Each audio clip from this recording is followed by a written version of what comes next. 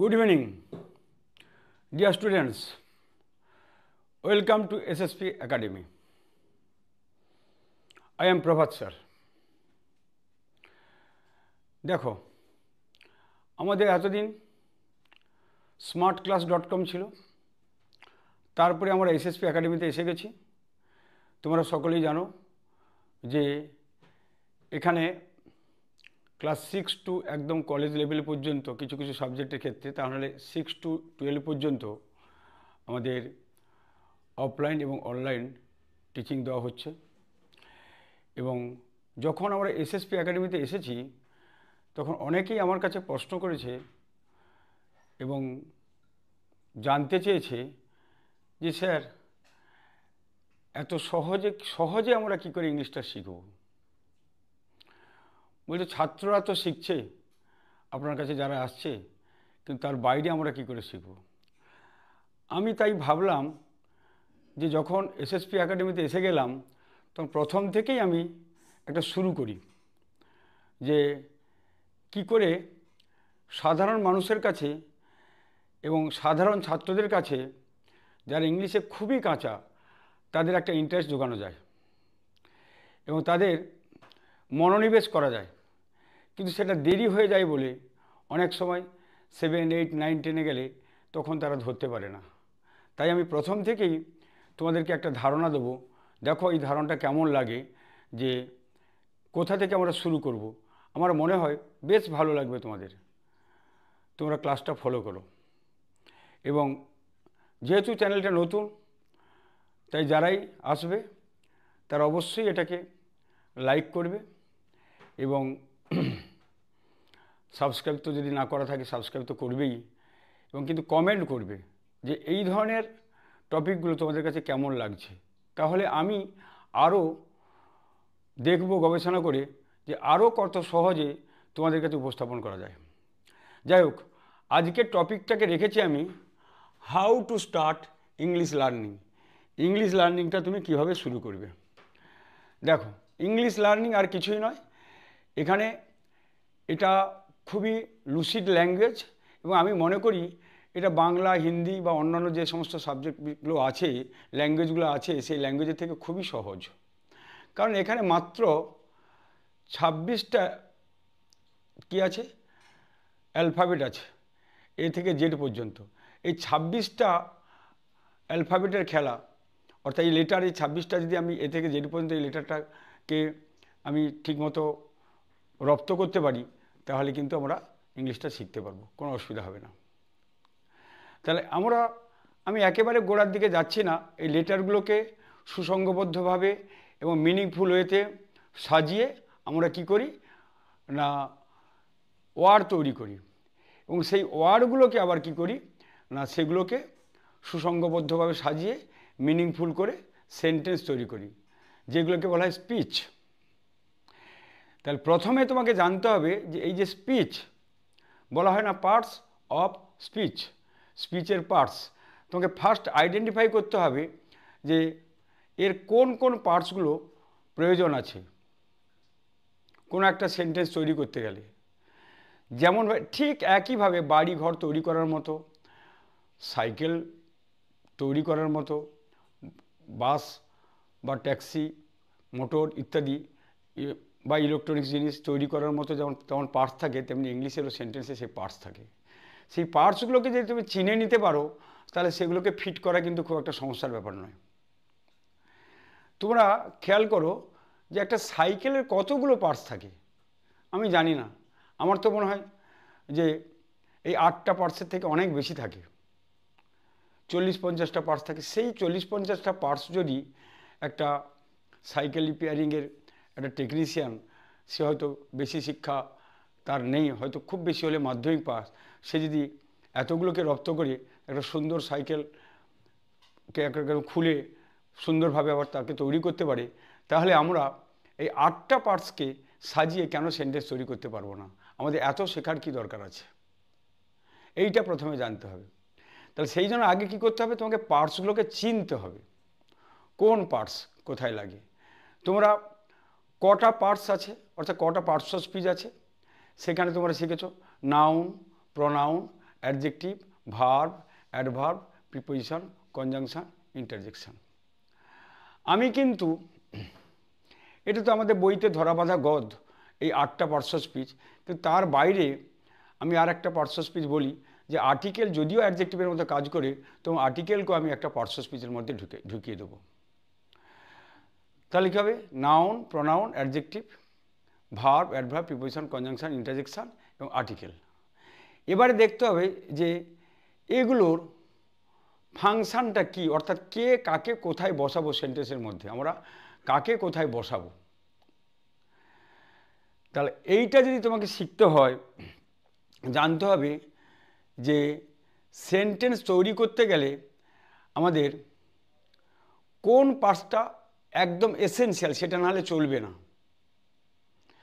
এটা ঠিক বাড়ির মায়ের মতো, যেমন বাড়িতে মা না থাকলে সংসার চলে না, সবই যেন অন্ধকার, বাড়িতে গিয়ে কাকে আগে ডাকবো, কার কাছে খাবার চাইবো ইত্যাদি। মা হচ্ছে কি কন্ট্রোলিং অথরিটি বাড়ির। তেমনিভাবে সেন্টেন্সের কন্ট্রোলিং অথরিটি কিন্তু কে না, ভার্ব। ভার্ব এই কিন্তু কন্ট্রোল করে, অর্থাৎ কেউ না থাকলেও মা থাকলে সংসার চলে যায়। তা যেমন ধরো তোমাকে যদি বলি তুমি দৌড়াও, রান, এটা দিয়ে আমি একটা সেন্টেন্স তৈরি করতে পারি শুধু রান দিয়ে।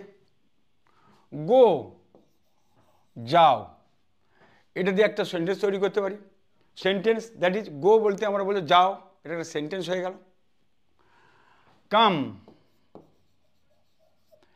এটা দিয়ে তৈরি করতে পারি। তাহলে ভার্বটা কি হচ্ছে কন্ট্রোলিং অথরিটি, এবং এই ভার্বের পরে আর কাকে দরকার, যে কাজটা করবে। এখানে রান, দৌড়াও, গো, যাও, কাম, এসো, এই কাজটা যে করবে, সে কাজটা কে করবে? করার একজন লোক থাকবে, তাকে আমরা কি বলি? সাবজেক্ট বলি। সেই সাবজেক্টটা আমাদের কোন পার্টস অফ স্পিচ হবে? সেই সাবজেক্টটা হয়ে যাবে কি নাউন অথবা প্রোনাউন। অর্থাৎ নাউন বলতে কাকে বুঝছি, সুসহজ করে এগুলো ডেফিনেশন আমি পরে বলবো। এখন নাউন বলতে বুঝবো যে যেটাকে তুমি চারপাশে তোমার পঞ্চ ইন্দ্রিয় দিয়ে দেখতে পাচ্ছ, সেটাই নাউন। এইভাবে মনে রাখার চেষ্টা করো। বাড়ি, ঘর, ঘড়ি, মার্কার, বোর্ড, রাম, সাম, যদু, মধু, সবই হচ্ছে নাউন। আর নাউনের পরিবর্তে যেটা বসবে সেটা কি হয়ে যাবে? প্রোনাউন। তাহলে এই নাউনটা তোমাদের কি হবে?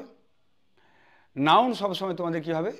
কোনো সেন্টেন্সের ভার্বকে, সে ভার্ব যে কন্ট্রোল করে, কন্ট্রোলিং অথরিটি, সে নাউনকেও কন্ট্রোল করবে আর প্রোনাউনকেও কন্ট্রোল করবে। অর্থাৎ সেই নাউন প্রোনাউন কি হবে না, সেন্টেন্সের সাবজেক্ট হতে পারে বা অবজেক্ট হতে পারে। ভার্ব কিন্তু কন্ট্রোল করে সাবজেক্ট আর অবজেক্টকে, বেশি করে সাবজেক্ট আর অবজেক্টকে। যেমন ইউ রান, তুমি দৌড়াও, তাহলে কে দৌড়াবে? ইউ। তাহলে রান কন্ট্রোল করছে ইউকে।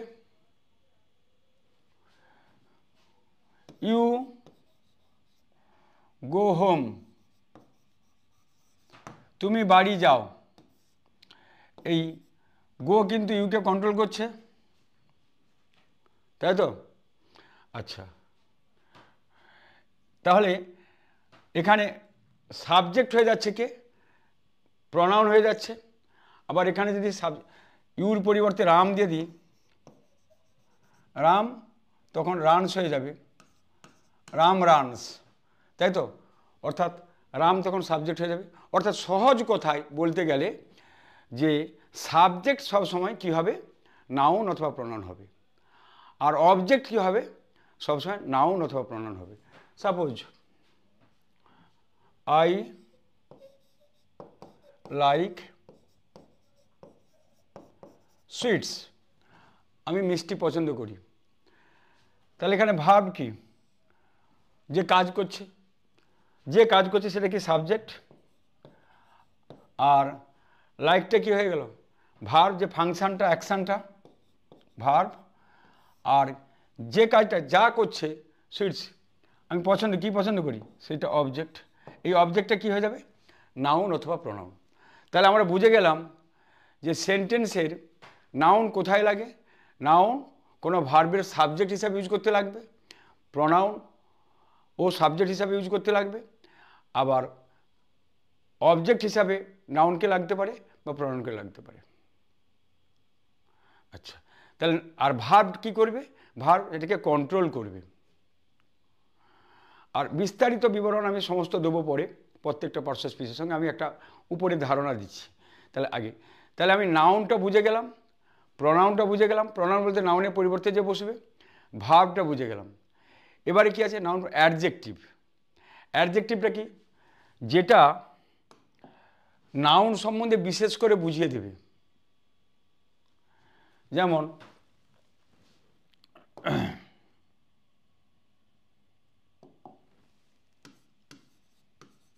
রাম ইজ এ বয়, রাম একটি বালক। তাহলে এটা আমরা জানি নাউন, ইজটা এটাকে জানি ভার্ব, তাই তো? এবারে বয়টা হচ্ছে নাউন, তাই তো? এটা যদি এখানে কমপ্লিমেন্ট হচ্ছে, আচ্ছা এই এক্সাম্পলটা বাদ দাও, এইটা বাদ দিয়ে তুমি করো রাম প্লেজ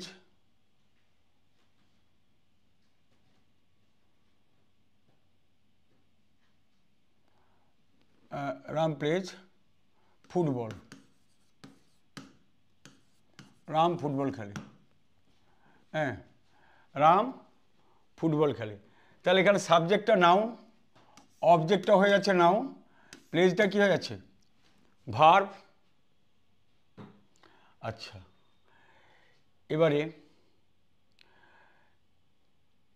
আমি নিয়ে আসবো কি?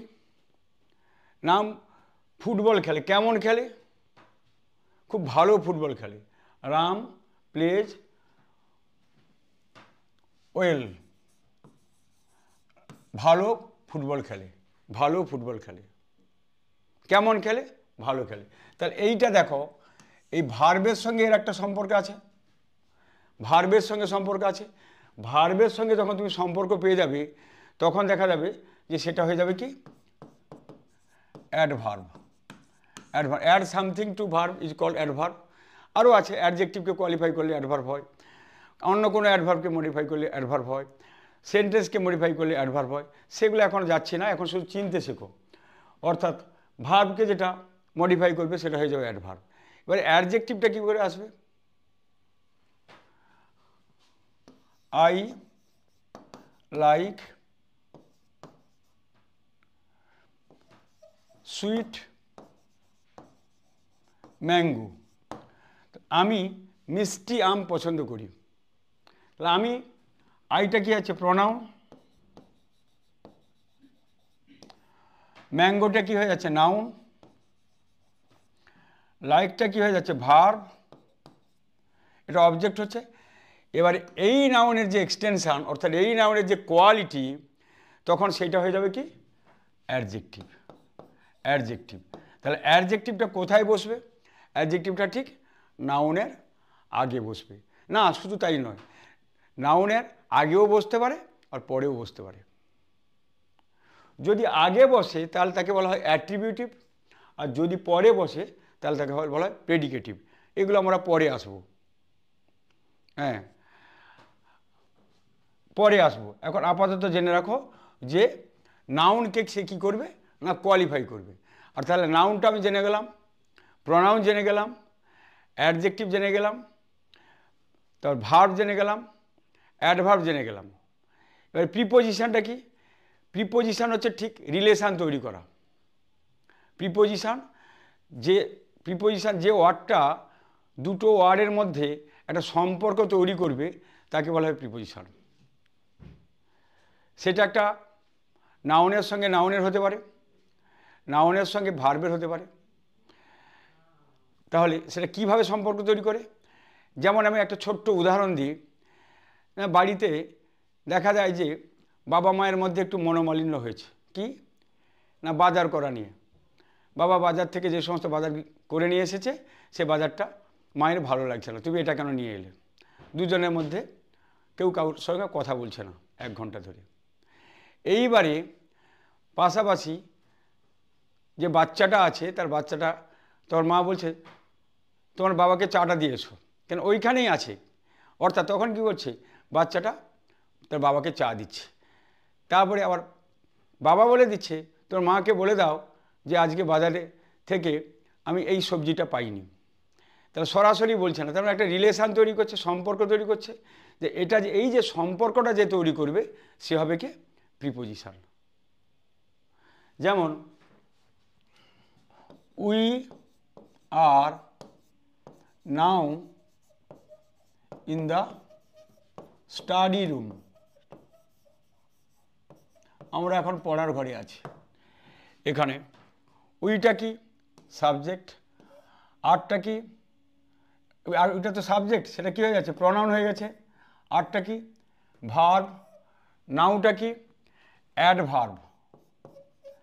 অ্যাডভার্ব উই আর নাও, আমরা এখন, এই আরটাকে কী করছে বিশেষভাবে বুঝিয়ে দিচ্ছে, অর্থাৎ টাইম বুঝিয়ে দিচ্ছে। টাইম যখন টাইম যদি বোঝায় তাহলে টাইম অ্যাডভার্ব হয়ে যায়। আর এখানে দেখো স্টাডি রুম, এটা কি নাউন, আর এই দাটা কি, দাটা article, a and the article, এটাও একটা পার্টস অফ স্পিচ। আর ইনটা কি, ইনটা কি, এটা হচ্ছে প্রিপোজিশন। প্রিপোজিশনটা কেন কি, এই আর এবং দ্য স্টাডি রুমের মধ্যে ভার্ব এবং নাউনের মধ্যে একটা রিলেশান তৈরি করছে। ভার্ব এবং নাউনের মধ্যে একটা রিলেশান তৈরি করছে। তাহলে যে রিলেশান তৈরি করে তাকে আমরা কি বলবো প্রিপোজিশন, তাই তো। আচ্ছা, এইভাবে প্রচুর এক্সাম্পল আছে, সেগুলো আমি যাচ্ছি না, তোমার বিস্তারিত বড় হয়ে যাবে। এখন শুধু আজকে চিনে নাও ব্যাপারটা। তাহলে কি আমরা নাউন বুঝে গেলাম, প্রনাউন বুঝে গেলাম, অ্যাডজেক্টিভ বুঝে গেলাম, ভার্ব বুঝে গেলাম, অ্যাডভার্ব বুঝে গেলাম, প্রিপোজিশন বুঝে গেলাম। এবারে আসছে কি কনজাংশন। কনজাংশন, কনজাংশনটা কি, কনজাংশনটা হচ্ছে কি যে যুক্ত করে, জাংশন, অর্থাৎ আমরা জাংশনের নাম শুনেছি না, যেমন ধরো দমদম জাংশন, দমদম থেকে 3 দিকে লাইন চলে গেছে। নৈহাটি জাংশন, 3 দিকে লাইন চলে গেছে। আবার ইলেকট্রিকের যে বোর্ড সেখানে জাংশন, একটা লাইন সুইচের দিকে, একটা লাইটের দিকে গেছে, একটা পাখার দিকে গেছে, একটা তোমাদের দেখা যাবে যে ফ্রিজের দিকে গেছে, ইত্যাদি বিভিন্ন দিকে চলে গেছে, তাহলে ওটাকে জাংশন। তাহলে কি যে যুক্ত করে, এটা ঠিক আমি বাড়ির যদি এক্সাম্পল দিই, বাড়ির ঠাকুমা ঠাকুরদা এরা কি বাড়িতে থাকে, তাদের 3 ছেলে 3 জায়গায় চাকরি বাকরি করে, পুজোর সময় এসে যুক্ত হয়। কেন যুক্ত হয়, সেখানে বাবা মা আছে, তাদের সঙ্গে দেখা করতে হবে, সে হচ্ছে জাংশন। তেমনি দ্যাট ইজ জাংশনটা কি, যখন যে ওয়ার্ডটা যে কোনো দুটো ওয়ার্ডকে, সমজাতীয় ওয়ার্ডকে বা সমজাতীয় ফ্রেজকে বা সমজাতীয় সেন্টেন্সকে বা সমজাতীয় ক্লজকে যুক্ত করবে তাকে আমরা বলবো কনজাংশন। যেমন দেখো রাম অ্যান্ড হরি আর 2 ফ্রেন্ডস। তাহলে রামটা হচ্ছে কি নাউন, হরিটা কি হচ্ছে নাউন, আর অ্যান্ড, রাম আর হরিকে কে কানেক্ট করছে, অ্যান্ড, এটা তখন কি হয়ে গেল কনজাংশন। এখানে কি করলো না, দুটো ওয়ার্ডকে যুক্ত করেছে। আবার দুটো সেন্টেন্সকে কীভাবে যুক্ত করবে, Ram plays well but his brother does not play so, তা কিন্তু তার ভাই এইভাবে খেলতে পারে না। তাহলে এখানে বাটটাকে যুক্ত করলাম। এগুলো আমি সব আলাদা করে পড়াবো। যখন দুটো সমজাতি অর্থাৎ দুটো পজিটিভ সেন্টেন্সকে যুক্ত করবে তখন অ্যান্ড বসবে, আর একটা পজিটিভ আর একটা নেগেটিভ সেন্টেন্সকে যুক্ত করবে তখন সে বাট বসবে। আবার যদি ডাউট বোঝায় তাহলে সেখানে আবার ইফ বসবে বা ওয়েদার বসবে। এগুলো পরের ব্যাপার, আপাতত বুঝে নাও যে কনজাংশনটা কী। কনজাংশন কী কী হতে পারে, অ্যান্ড হতে পারে, বাট হতে পারে, অর হতে পারে, আবার সাবঅর্ডিনেটিং কনজাংশন আছে, কোঅর্ডিনেটিং কনজাংশন আছে, সেগুলো বাদ দিয়ে আপাতত বুঝে নাও যে কি না দুটো ওয়ার্ডকে বা দুটো সেন্টেন্সকে বা দুটো ক্লোজকে বা দুটো ফ্রেজকে যোগ করে তাকে কনজাংশন বলে। ইন্টারজেকশন, ইন্টারজেকশনটা কি? ইন্টারজেকশনটা হচ্ছে কি যেটা দ্বারা বক্তার মনোভাবটা প্রকাশ পায়। Interjection is a parts of speech which express the strong emotion of the speaker. বক্তার যে তীব্র যে আবেগ, তার কি আনন্দ, দুঃখ, ঘৃণা, এইগুলো যে প্রকাশ হয় সেগুলোকে বলা হয় কি ইন্টারজেকশন। যেমন ধরো alas, alas my dog is dead, হায় আমার কুকুরটি মারা গেছে। এই যে এলাস, এটা ইন্টারজেকশনটা কি সেন্টেন্সের প্রথমে বসবে। তাহলে এই হচ্ছে আমাদের প্রথমে তোমাকে পার্টস অফ স্পিচগুলোকে চিনতে হবে, তারপরে সাজাতে হবে। তাহলে আমি বলে দিই, তাহলে নাউন কোথায় বসবে? নাউন ভার্বের সাবজেক্ট হতে পারে, অবজেক্ট হতে পারে। আর একটা জায়গায় নাউন বসে, এখানেও দেখিয়েছি, প্রিপোজিশনের অবজেক্ট হতে পারে। আরও হতে পারে সেন্টেন্সের কমপ্লিমেন্ট। কমপ্লিমেন্টটা কি? যেটা সেন্টেন্সকে কমপ্লিট করতে সাহায্য করে। Ram is a boy, Ram is বললে কি সেন্টেন্সটা কমপ্লিট হচ্ছে না, এ বয় নিয়ে এলাম, অর্থাৎ এ বয়টা সেখানে কি হবে? কমপ্লিমেন্ট। আর কমপ্লিমেন্ট কোন পার্টস অফ স্পিচ হয়? নাউন হতে পারে বা অ্যাডজেক্টিভ হতে পারে। রাম ইজ ইন্টেলিজেন্ট, এখানে ইন্টেলিজেন্টটা কি? অ্যাডজেক্টিভ। কাকে কোয়ালিফাই করছে? রামকে কোয়ালিফাই করছে। এখানে দেখো ইন্টেলিজেন্ট অ্যাডজেক্টিভ কিন্তু নাউনের পাশে বসেনি, প্রেডিকেটিভ সাইডে বসেছে, প্রেডিকেট সাইডে বসেছে, তাই প্রেডিকেট সাইডে বসেছে বলা হয় এটাকে প্রেডিকেটিভ ইউজ বলা হয়। আবার he is a very good boy, he is a very good boy, boy noun, তার আগে কি বসালাম? ভেরি, তারপরে ভেরি গুড বয়, তার আগে কি বসে? গুড বসিয়েছি, গুডটা কি হয়? অ্যাডজেক্টিভ, তার আগে কি বসিয়েছি? অ্যাডভার্ব, তার আগে কি বসিয়েছি? আর্টিকেল। তাহলে এখানে আবার সেন্টেন্সের সিকোয়েন্সটা কিভাবে হবে? সিকোয়েন্সটা হবে ডান দিকে থাকবে নাউন, তারপরে থাকবে অ্যাডজেক্টিভ, তারপরে থাকবে অ্যাডভার্ব, তারপরে থাকবে আর্টিকেল, তারপরে থাকবে ভার্ব, তারপরে থাকবে নাউন। এই সিকোয়েন্সটা বুঝে নাও। তাহলে কি হচ্ছে? যেমন Ram is a very good boy. তাহলে বুঝে গেছো এটা নাউন, গুডটা অ্যাডজেক্টিভ, ভেরিটা অ্যাডভার্ব, কেন এই গুডকে মডিফাই করছে, এটা আর্টিকেল, ইজটা ভার্ব, রামটা নাউন। এইভাবে তোমাকে সেন্টেন্সের স্ট্রাকচারগুলোকে নিয়ে আসতে হবে। তাহলে প্রথম আমাকে চিনতে হবে কি যে কোনটা নাউন, কোনটা প্রনাউন, কোনটা অ্যাডজেক্টিভ, কোনটা ভার্ব, কোনটা অ্যাডভার্ব, কোনটা প্রিপোজিশন, কোনটা ইন্টারজেকশন, এবং তার পজিশানটা কি, কোথায় কোনটা বসবে। তাহলে নাউন বসবে, প্রনাউন বসবে, নাউন এবং প্রনাউন বসবে সেন্টেন্সের সাবজেক্ট হিসাবে, অর্থাৎ ভার্বের সাবজেক্ট হিসাবে, আর ভার্বের অবজেক্ট হিসাবে বা প্রিপোজিশনের অবজেক্ট হিসাবে বা সেন্টেন্সের কমপ্লিমেন্ট হিসাবে। চলে গেল নাউন প্রনাউন। এবারে আসছে কি ভার্ব, যে অ্যাকশান করবে কন্ট্রোলিং অথরিটি, সেটা হচ্ছে ভার্ব। ভার্বের বিভিন্ন ভাগ আছে, এখন যাচ্ছি না তার মধ্যে।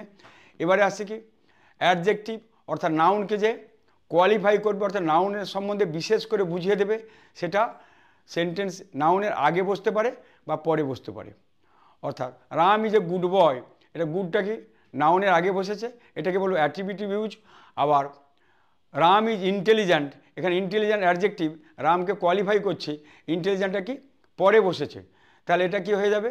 এটা কি প্রেডিকেটিভ, প্রেডিকেট সাইডে যেহেতু বসেছে এটা কি প্রেডিকেটিভ। তাহলে নাউন প্রনাউন অ্যাডজেক্টিভ ভার্ব হয়ে গেল। এবার অ্যাডভার্ব, অ্যাডভার্বটা কি অ্যাডজেক্টিভকে কোয়ালিফাই করতে পারে বা ভার্বকে কোয়ালিফাই করতে পারে বা অন্য কোনো অ্যাডভার্বকে কোয়ালিফাই করতে পারে। যেমন এখানে দেখো ভেরি গুড বয়, এই গুডটাকে কোয়ালিফাই করছে, তাহলে কি গুডের আগে বসবে।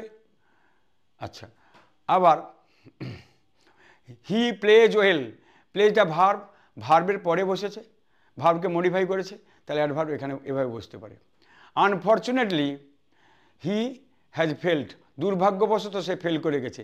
আনফর্চুনেটলি কি, এটা পুরো সেন্টেন্সটাকে, সেন্টেন্সের কথাটাকে বলে দিচ্ছে, সেন্টেন্সকে মডিফাই করছে, এটা তখন কি হয়ে গেল, adverb. Noun pronoun adjective verb adverb. Preposition, preposition কি করবে, দুটো ওয়ার্ডের মধ্যে যে রিলেশনশিপ তৈরি করবে তাকে বলা হবে preposition. The book is on the table, the book